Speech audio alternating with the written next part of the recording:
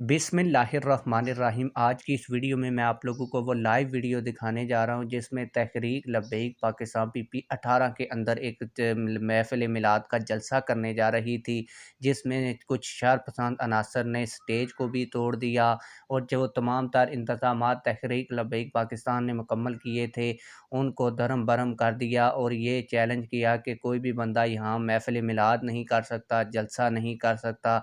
इसके ऊपर तहरीक लब्बैक पाकिस्तान के कारकुनान बर वक्त वहाँ पे पहुँचे, उन्होंने पुलिस को कॉल की लेकिन इंतज़ामिया भी वहाँ पे ना आई।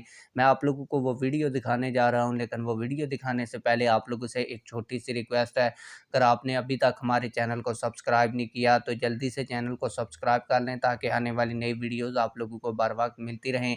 आप लोगों का ज़्यादा टाइम वेस्ट नहीं करूँगा और आप लोगों को असल वीडियो दिखाऊँगा। आइए वो लाइव मनाज़र देखते हैं। लब्बैक पाकिस्तान पीपी 18 के इलाका डोकसू के अंदर एक महफिल मिलाद रखी गई थी। UC5 के अंदर कुछ शरपसंद अनासर ने आकर यहाँ पर स्टेज भी उखाड़ा।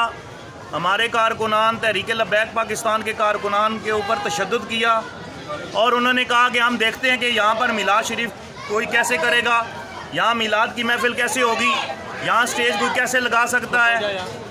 उन लोगों ने यहाँ पर दंगा फसाद किया।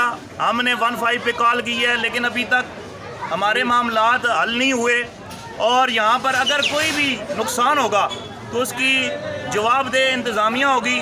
चंद शरपसंद अनासर असलम नामी बंदा है और उसके साथ चंद बंदे थे जिन्होंने आकर यहाँ पे गुंडागर्दी की है। गवर्नमेंट और इंतज़ामिया अगर एक्शन नहीं लेती तो फिर नुकसान की ज़िम्मेदार इंतज़ामिया होगी। लब्बैक